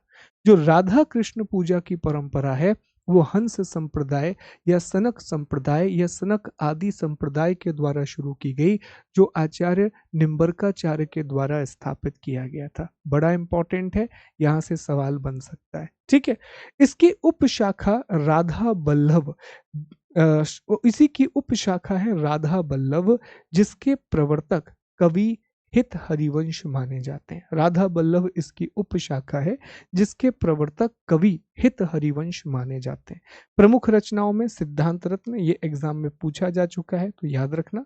वेदांत परिजात सौरभ, ये भी इनकी रचना है, पर सिद्धांत रत्न याद रखिएगा। चलो एक बार हम चीजों को रिकॉल कर लेते हैं कि हमने आखिरकार अब तक क्या क्या पढ़ा है। तो हमने सबसे पहले रामानुजाचार्य के बारे में पढ़ा। हमने जाना कि उनका जन्म कांचीपुरम तमिलनाडु में हुआ था। ठीक है, उन्होंने विशिष्ट अद्वैतवाद का दर्शन दिया था, श्री संप्रदाय की स्थापना की थी। उनकी प्रमुख किताबों में श्री भाष्य है, बाकी वेदांत दर्शन, वेदांत सार, ये उनकी अलग अलग किताबें हैं। हमने यह भी जाना कि रामानुजाचार्य को ही भक्ति दर्शन का प्रवर्तक माना जाता है। भक्ति फिलॉसफी को इंट्रोड्यूस करने वाले रामानुजाचार्य ही थे और उनके द्वारा जो दर्शन दिया गया वो विशिष्ट अद्वैतवाद का दर्शन था। इसके बाद हम आगे बढ़े, हमने माधवाचार्य के बारे में पढ़ा कि आचार्य माधवाचार्य का जन्म उडुपी कर्नाटक में हुआ था। उन्होंने द्वैतवाद के सिद्धांत का प्रतिपादन किया, ब्रह्मा संप्रदाय या आनंद तीर्थ संप्रदाय की शुरुआत की। ठीक है, उसके अलावा साथियों जो माधवाचार्य थे, इनके द्वारा जो प्रमुख किताबें लिखी गई उसमें पूर्ण प्रज्ञ भाष्य और भारत तात्पर्य निर्णय आता है। ये फिर हमने डिस्कस किया निम्बकाचार्य के बारे में कि इनका जन्म मद्रास में हुआ, लेकिन इन्होंने वृंदावन को अपना कार्यक्षेत्र बनाया। इन्होंने द्वैत अद्वैतवाद का सिद्धांत जिया, जिसे भेद अभेदवाद का सिद्धांत भी कहा जाता है। अपने कार्यों को आगे बढ़ाने के लिए हंस संप्रदाय की स्थापना की, जिसे सनक संप्रदाय या सनक आदि संप्रदाय कहा जाता है, और राधा कृष्ण की पूजा करना शुरू किया। ठीक है, इतनी बातें आपको याद रखना है और सिद्धांत रत्न इन्हीं की एक प्रमुख किताब का नाम है। उम्मीद करता हूं कि यहां तक आपको सारी बातें समझ में आ रही होंगी। ठीक, अब हम अगले संत की बात करेंगे। एक बार ध्यान से आप देखिए, फिर हम आगे बढ़ते हैं, अगले पार्ट पर आते हैं साथियों। चलिए साथियों आगे बढ़ते हैं। तो इसी क्रम में अगले संत हैं रामानंद आचार्य जी। ठीक है, तो रामानंद आचार्य जी का जो जन्म है साथियों, ये प्रयागराज उत्तर प्रदेश में इनका जन्म हुआ था। यूपी के प्रयागराज में इनका जन्म हुआ था। एक सेकंड, यूपी के प्रयागराज वाले इलाके में इनका जन्म हुआ था। इनकी जो पूरी की पूरी शिक्षा है वो बनारस में रही। इनका सबसे बड़ा कार्य यही था कि ये भक्ति आंदोलन को उत्तर भारत में लेकर के आए थे। ये भक्ति मूवमेंट को नॉर्थ इंडिया में लेकर के आए थे। इनके गुरु राघवानंद जी थे, जो श्री संप्रदाय से जुड़े हुए थे। वही श्री संप्रदाय जिसकी स्थापना रामानुजाचार्य के द्वारा की गई थी। इनके आराध्य श्री राम और सीता थे। ये राम भक्ति आंदोलन के प्रवर्तक माने जाते हैं। तो जिस तरह भक्ति आंदोलन का मुख्य दार्शनिक आधार रामानुजाचार्य ने दिया था, ठीक उसी तरह भक्ति आंदोलन में भी राम भक्ति के जो प्रवर्तक माने जाते हैं वे रामानंद आचार्य माने जाते हैं साथियों। इन्होंने कहा था कि जाति पाति पूछे ना कोई, हरि को भजे सो हरि का होई। इन्होंने कहा था कि कभी भी हमें किसी की भी जाति नहीं पूछनी चाहिए। जाति से या एक प्रकार से जाति व्यवस्था पर इन्होंने कटाक्ष किया था। इन्होंने कहा था कि सबके बीच में भ्रातृत्व की भावना होनी चाहिए। हिंदी भाषा में उपदेश देने वाले भी ये पहले प्रमुख संत माने गए और मोक्ष के मार्ग पर भक्ति मार्ग और आनंद भाष्य की इन्होंने रचना की थी। इनके संप्रदाय का नाम वैरागी संघ था, जिसे रामावत या रामानंदी संप्रदाय भी कहा जाता है। इनके 12 प्रमुख शिष्य हुए जिन्हें अवधूत कहा जाता था। इनमें 2 स्त्रियां भी शामिल थीं, पद्मावती और सुरसरी। ठीक है, पद्मावती और सुरसरी 2 स्त्रियां भी इसमें शामिल थीं। इसमें ब्राह्मण भी शामिल थे और निम्न जाति के लोग भी इसमें शामिल थे। इनके प्रमुख शिष्यों में रैदास, कबीर, धन्ना, पीपा, सेना और सधना, ये इनके प्रमुख शिष्य माने जाते हैं। ये इनके इम्पोर्टेंट शिष्य माने जाते हैं। तो देखो, ध्यान से एक एक चीजों को समझते जाओ। हमने रामानुजाचार्य की बात कर ली, हमने माधवाचार्य की बात कर ली। इसके बाद साथियों, अगर हम क्विकली टॉपिक को रिवाइज करें तो हम अभी रामानंद जी की बात कर रहे हैं। जन्म कहाँ पर हुआ? सर, इनका जन्म प्रयागराज में हुआ। इनकी जो शिक्षा है वो बनारस से कंप्लीट हुई। ये मुख्य रूप से राम भक्ति मार्ग पर चलने वाले थे। इन्होंने हिंदी भाषा में उपदेश दिए। इनका जो संप्रदाय था वो रामावत संप्रदाय या रामनंदी संप्रदाय कहलाता है साथियों। इनके 12 प्रमुख शिष्य हुए। इन्होंने जाति प्रथा का विरोध किया और कहा कि साधु जो है उसकी जाति नहीं पूछनी चाहिए। इन 12 शिष्यों में 2 स्त्रियां थीं। इनके प्रमुख शिष्यों में रैदास थे और दूसरे प्रमुख शिष्य में इनके कबीर थे। ये इनके प्रमुख शिष्य माने गए, ये इनके इम्पोर्टेंट या मेजर डिसाइपल्स माने गए। राम और सीता की भक्ति के प्रवर्तक यही थे। इन्होंने एक किताब लिखी, आनंद भाष्य, और शिष्य का नाम विशेष तौर पर आपको ध्यान रखना है। रैदास, कबीर, धन्ना, पीपा, सेना, सधना, पद्मावती और सुरसरी, ये 2 महिलाएं थी। वैरागी संघ, रामावत संघ या रामानंदी संप्रदाय, इन तीनों का संबंध जो है वो रामानंद आचार्य से है। अगले जो गुरु हैं वो हैं महाप्रभु वल्लभाचार्य। ये भी महान संत हुए। इन्होंने कृष्ण को बाल रूप में पूजने की प्रथा शुरू की थी। भगवान कृष्ण को जो हम लड्डू गोपाल के रूप में पूजते हैं, हम बालक के रूप में पूजते हैं, वो प्रथा वल्लभाचार्य के द्वारा ही शुरू की गई थी। तो इनका जन्म भी बनारस में हुआ था। इन्होंने पूरे भारतवर्ष की एक विस्तृत यात्रा की थी। इन्हें जगत गुरु महाप्रभु श्री मद आचार्य श्री की उपाधि विजयनगर साम्राज्य के राजा कृष्णदेव राय ने प्रदान की थी। तो जब ये संपूर्ण भारत की यात्रा कर रहे थे तो ये विजयनगर भी पहुंचे। वहां कृष्णदेव राय, जो कि विजयनगर साम्राज्य के राजा थे, उन्होंने जगत गुरु महाप्रभु श्री मदाचार्य श्री की उपाधि इनको प्रदान की थी। इनके मत का नाम था शुद्ध अद्वैतवाद। इनके मत का नाम था शुद्ध अद्वैतवाद, जो हमने डिस्कस किया है। इनका संप्रदाय वल्लभ संप्रदाय था। इसी को पुष्टि मार्ग कहा जाता है। और पुष्टि मार्ग भगवान जो कृष्ण है उनकी भक्ति का एक मार्ग है जिसे पुष्टि मार्ग कहा जाता है। और ये भगवान कृष्ण के बाल रूप को पूजा करते थे जिन्हें श्रीनाथ जी कहा जाता था। ये भगवान कृष्ण के बाल रूप को पूजा करते थे जिन्हें श्रीनाथ कहा जाता था। इनकी किताब में अणुभाष्य है जो कि ब्रह्मा सूत्र पर लिखा गया एक टीका है। फिर भागवत की सुबोधनी और तत्वदीप टीका है। भागवत पर इन्होंने सुबोधनी और तत्वदीप टीका की रचना की। इनके प्रमुख शिष्यों में रसखान हुए। रसखान में 2 प्रमुख किताबें हैं, प्रेम वाटिका और सुजान रसखान। ये पूछा गया था कि प्रेम वाटिका किसकी पुस्तक है, तो रसखान की पुस्तक है। 2 प्रमुख ग्रंथ भी हैं जिससे हमें पुष्टि मार्ग की जानकारी मिलती है। एक है 84 वार्ता और एक है 252 वैष्णव वार्ता। एक्चुअली कहानी यह है कि वल्लभाचार्य के जो बेटे थे, इनके बेटे का नाम था विट्ठलनाथ। बहुत ध्यान से यह कहानी सुनिएगा। जो आचार्य वल्लभाचार्य हुए या महाप्रभु वल्लभाचार्य, इनके बेटे का नाम था विट्ठलनाथ। तो महाप्रभु वल्लभाचार्य के 84 शिष्य थे, तो वो बनी 84 वैष्णव वार्ता। और विट्ठल नाथ के जो इनके बेटे थे उनके 252 शिष्य थे, तो वो बनी 252 वैष्णव वार्ता, जिससे हमें पुष्टि मार्ग की जानकारी, वल्लभाचार्य की जानकारी और वल्लभ संप्रदाय की जानकारी मिलती है। इनके बेटे विट्ठलनाथ बहुत इंपॉर्टेंट है क्योंकि अकबर ने विट्ठलनाथ को गोस्वामी की उपाधि दी। अकबर ने गोकुल और जैतपुरा की जागीर इनको दी। अकबर ने कहा कि गोकुल में वानर, मोर और गाय को नहीं मारा जाएगा। इन्हीं ने जो विट्ठलनाथ थे, इन्होंने वृंदावन में श्रीनाथ जी का मंदिर बनवाया था। विट्ठलनाथ ने ही अष्टछाप नामक कवियों के एक समूह की स्थापना की और इन कवियों का काम था कृष्ण लीलाओं का वाचन करना। ये कृष्ण लीलाओं को गा करके सुनाया करते थे। तो ये कुछ प्रमुख बातें आपको याद रखनी है महाप्रभु वल्लभाचार्य के बारे में। जन्म उत्तर प्रदेश में हुआ था। इन्होंने वल्लभ संप्रदाय की स्थापना की। पुष्टि मार्ग के प्रवर्तक हैं। भगवान कृष्ण को बालक के रूप में पूजा, जिन्हें श्रीनाथ जी कहा गया। इनके बेटे का नाम विट्ठलनाथ है। अकबर ने इनको गोकुल और जैतपुरा की जागीरदारी प्रदान की थी। अकबर ने इनको गोस्वामी की उपाधि दी थी। 84 और 252 वैष्णव वार्ताओं का संबंध वल्लभ संप्रदाय के पुष्टि मार्ग की भक्ति धारा से है। इतनी बातें आपको याद रखना है। शुद्ध अद्वैतवाद है।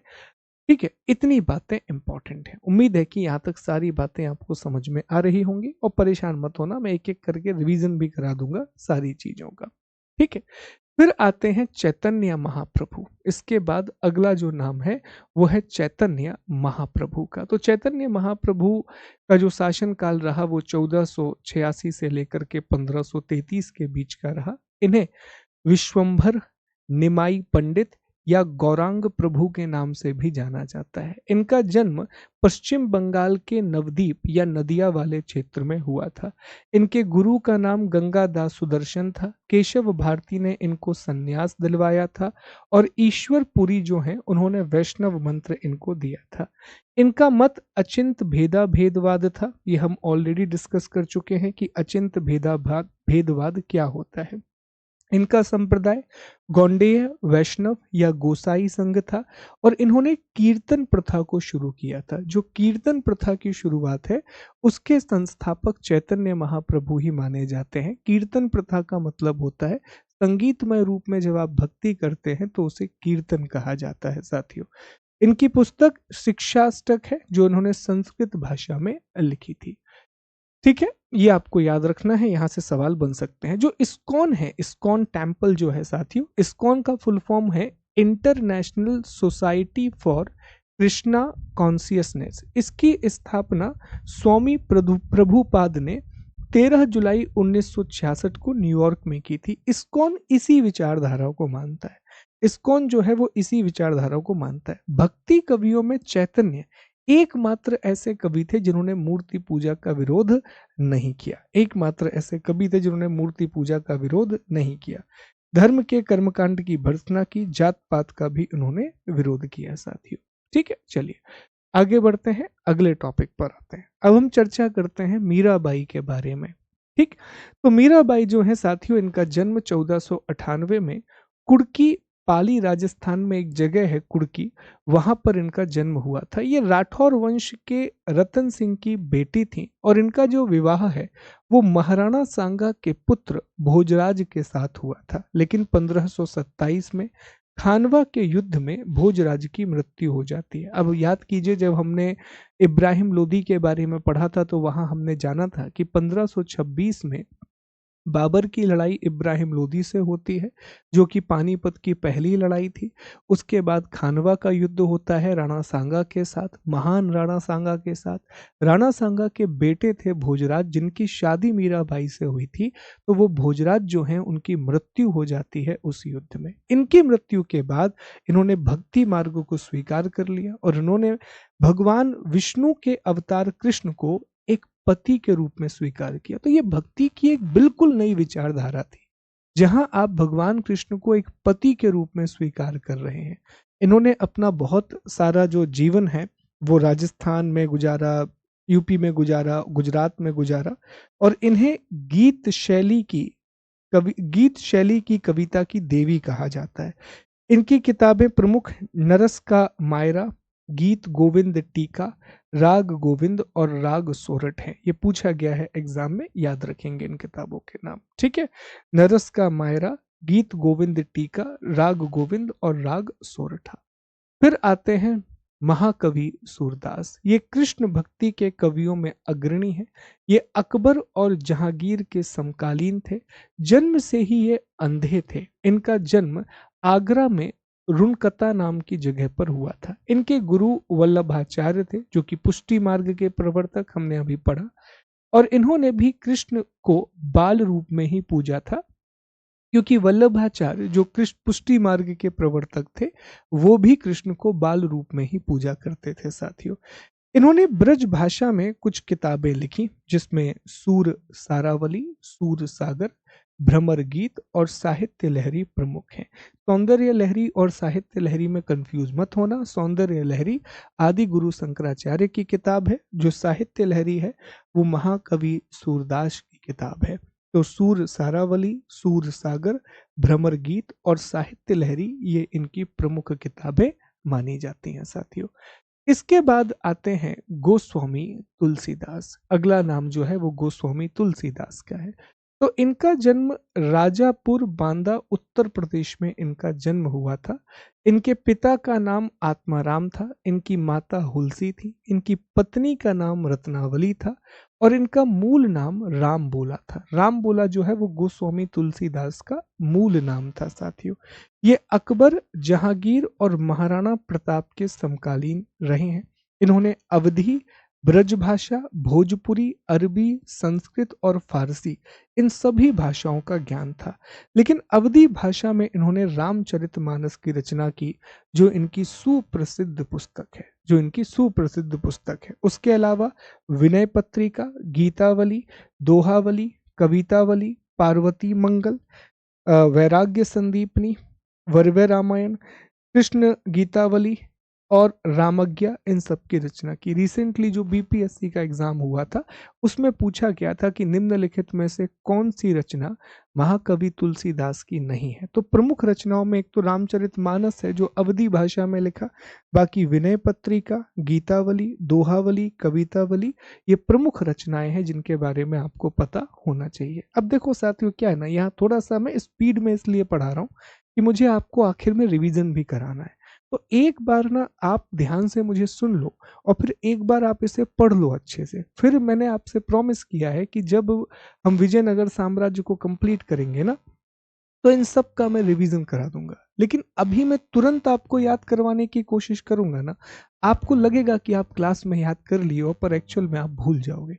इसलिए एक दो बार आप मेहनत करो। और याद क्या करना है, कहाँ से संबंधित थे, संप्रदाय कौन सा था और रचनाएं कौन सी थी। इसके अलावा एग्जाम में और कुछ नहीं पूछता है। कहाँ से थे, संप्रदाय कौन सा था और रचनाएं कौन सी थी, यही प्रश्न पूछे जाते हैं।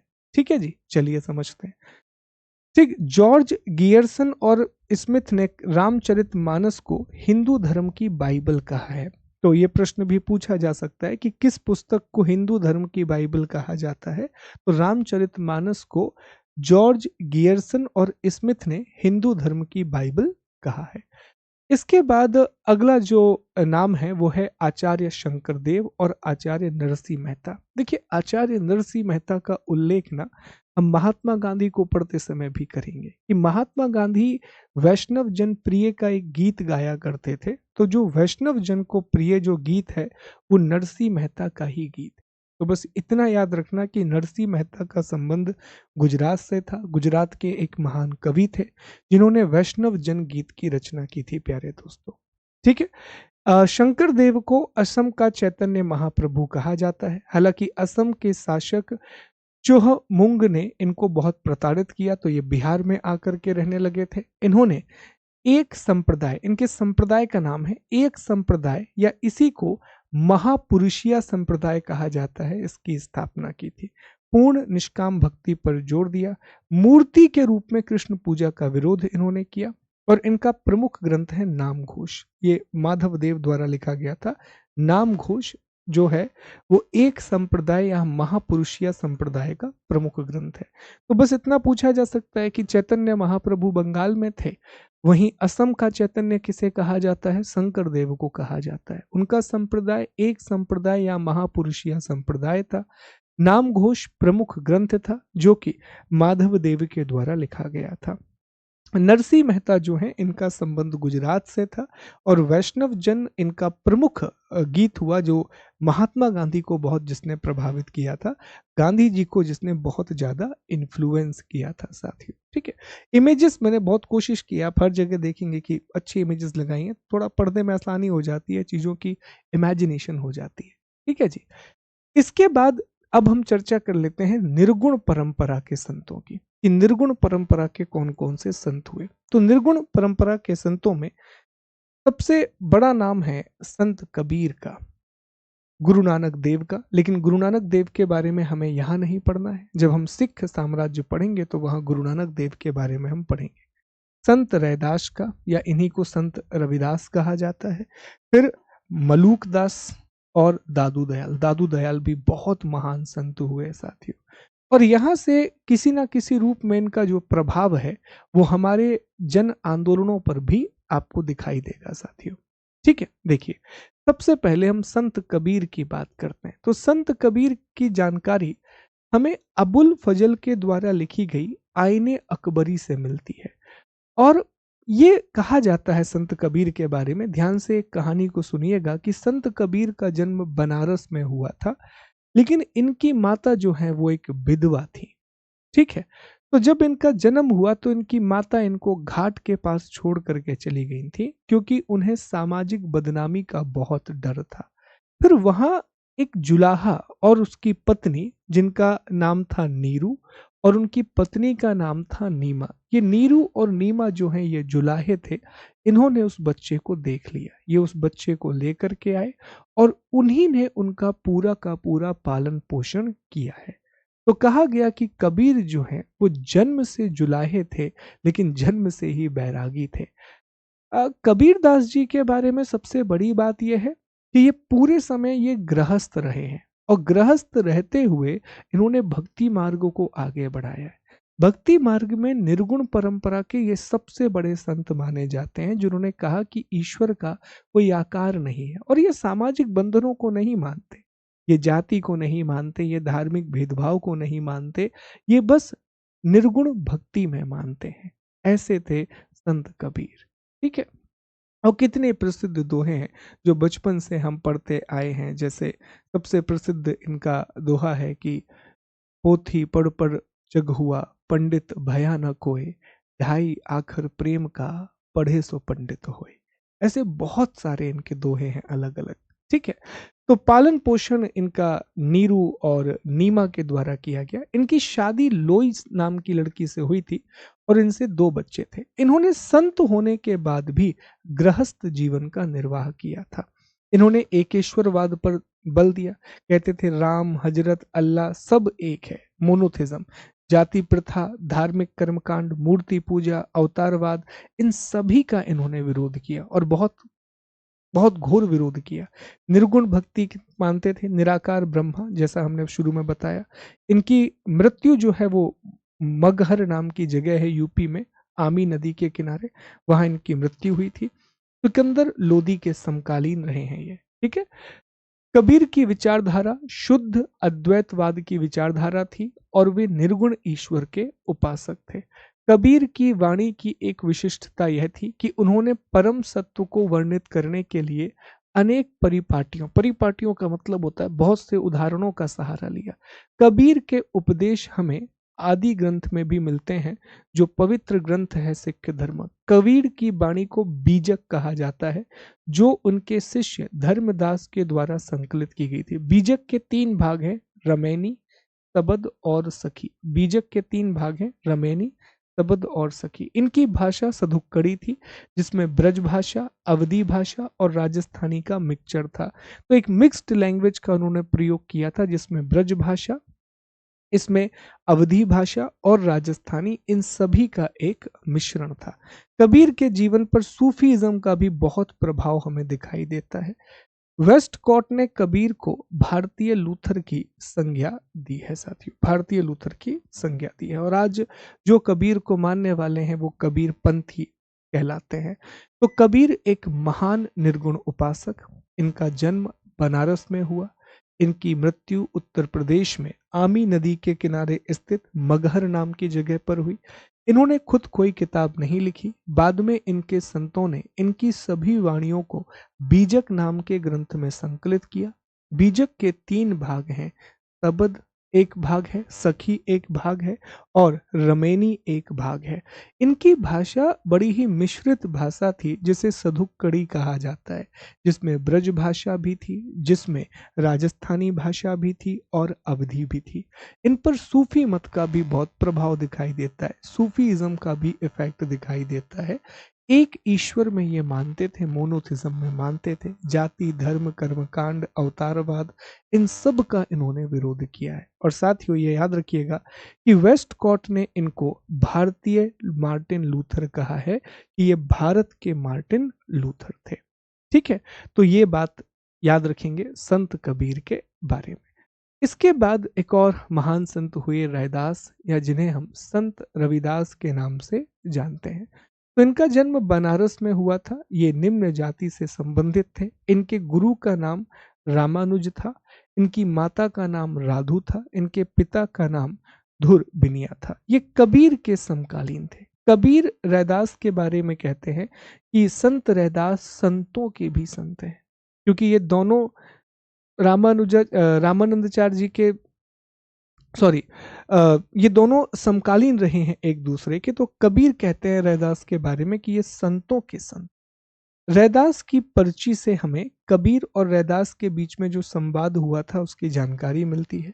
ये निर्गुण ब्रह्मा के उपासक हैं। इन्होंने रायदास या रैदास संप्रदाय की स्थापना की और चित्तौड़ के श्याम मंदिर में ही इनकी समाधि है, स्मृति है, समाधि तो नहीं बोलेंगे। दूसरा एक चीज और याद रखिएगा कि मीराबाई इनकी ही शिष्य थी। साथियों, मीराबाई इनकी ही शिष्य थी। तो संत रविदास के बारे में ये महत्वपूर्ण जानकारी याद रखेंगे। चलिए आगे बढ़ते हैं। अगले जो संत हैं वो हैं दादू दयाल। ठीक है, दादू दयाल जो हैं इनका जन्म अहमदाबाद वाले क्षेत्र में मुस्लिम की धुनिया जाति में हुआ था। इनके गुरु का नाम ब्रह्मानंद था, जिन्हें बुड्ढन के नाम से भी जाना जाता है। इनका संप्रदाय ब्रह्मा संप्रदाय, जिसको पर ब्रह्मा संप्रदाय या निपख संप्रदाय भी कहा जाता है। दादू दयाल की अकबर से फतेहपुर सीकरी में भेंट हुई थी और कहा जाता है अकबर के साथ लगातार 40 दिनों तक, लगातार का मतलब है कि जब भी समय मिलता था 40 दिनों तक इनकी अकबर के साथ चर्चा भी हुई थी। इनकी मृत्यु जयपुर के नारायणा वाले क्षेत्र में हुई थी। इनके मुख्य शिष्यों में संतदास, जगन्नाथ दास, सुंदरदास, गरीबदास, बखनाजी और रज्जब हैं। रज्जब इनके एक ऐसे शिष्य हुए जो कि हमेशा दूल्हे के वेश में रहते थे और कहते थे कि यह संसार वेद है, यह सृष्टि कुरान है। ये प्रश्न पूछा जाता है कि यह कथन किसका है, किसने कहा था कि यह संसार वेद है, यह सृष्टि कुरान है? तो ये रज्जब ने कहा था। ठीक, ये याद रखेंगे।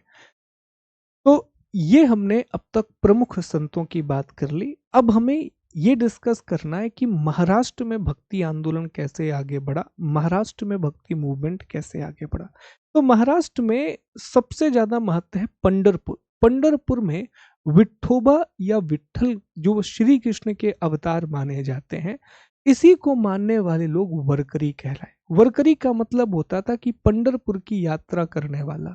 तो आज भी पंढरपुर का महत्व है। आज भी विठोबा या विठल श्री कृष्ण के अवतार के रूप में लगभग पूरे महाराष्ट्र में पूजे जाते हैं और वहीं से भक्ति परंपरा की शुरुआत हुई और बहुत सारे संत हुए। वरकरी संप्रदाय जो शंकराचार्य के अनुयायी थे, विष्णु और शिव को मानते थे और पंढरपुर की तीर्थ यात्रा करते थे। इसमें संत ज्ञानेश्वर जो वरकरी संप्रदाय के प्रतिपादक हैं, संत नामदेव, संत एकनाथ, संत तुकाराम, संत चौखा मेला और संत रामदास हुए। वहीं एक और संप्रदाय हुआ महानुभाव संप्रदाय, उसमें गोविंद प्रभु और चक्रधर। बहुत सीधा सवाल पूछा गया कि संत एकनाथ का संबंध किस क्षेत्र के भक्ति आंदोलन से है? महाराष्ट्र। संत तुकाराम का संबंध किस क्षेत्र के भक्ति आंदोलन से है? महाराष्ट्र के। हालांकि यहाँ मैंने डिटेल में जानकारी दी है, ये मैं आप लोगों पर छोड़ रहा हूँ कि ये एक बार आप पढ़ लीजिएगा, क्योंकि यहाँ से प्रश्न जो बनते हैं वही बनते हैं जो मैंने अभी आपको बताए हैं। बेसिक प्रश्न यहाँ से बनते हैं। ठीक है, फिर भी कुछ महत्वपूर्ण बातें मैं आपको बताऊं तो संत ज्ञानेश्वर ये महाराष्ट्र में धार्मिक पुनर्जागरण के प्रेरणता बने।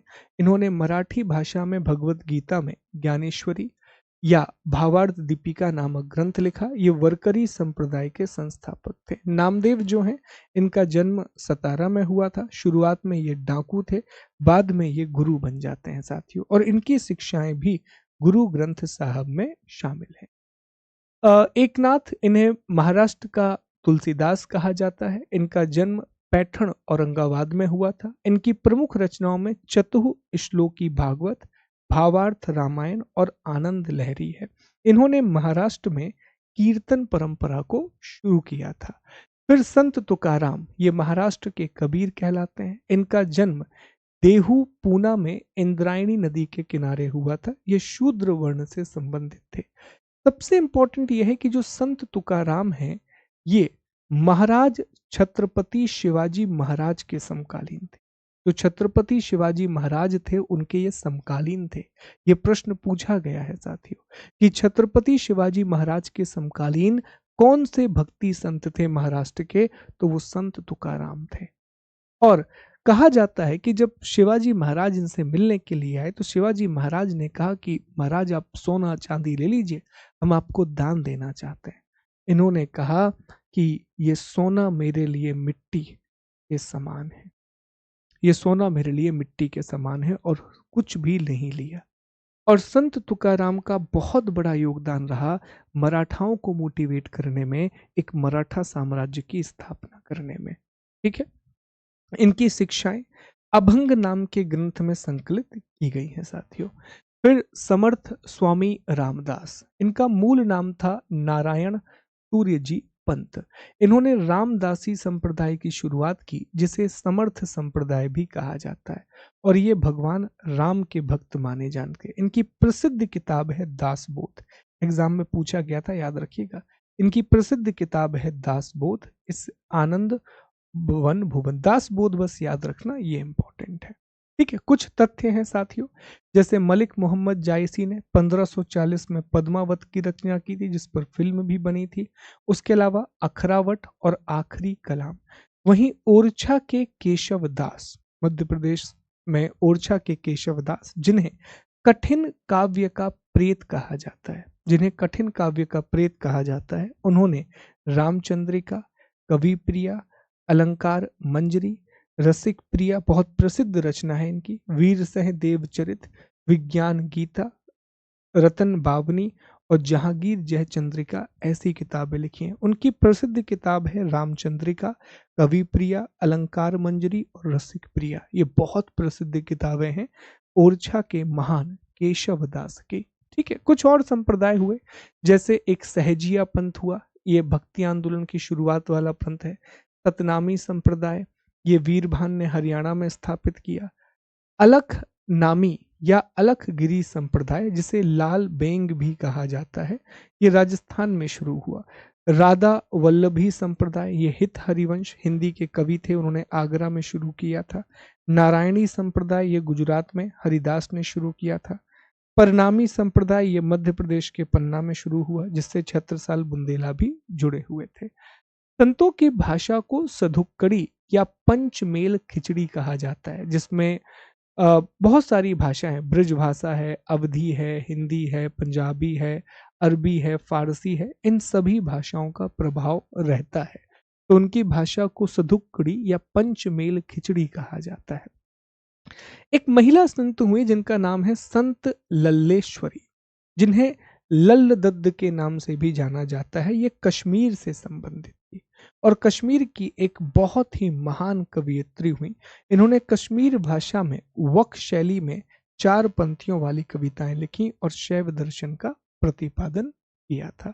तो ये साथियों भक्ति आंदोलन से जुड़े हुए महत्वपूर्ण संत हैं, महत्वपूर्ण तथ्य हैं जो हमने डिस्कस किए। मैंने कहा था कि ये लेक्चर थोड़ा सा बड़ा होगा, लेकिन अब ये टॉपिक कंप्लीट हो गया पूरी तरह से। एक चीज और है कि टॉपिक खत्म करने से पहले थोड़ा सा ना कुछ अपडेट किया है हमने सूफी आंदोलन में, तो वो अपडेट आपके नोट्स में भी आपको मिल जाएगा।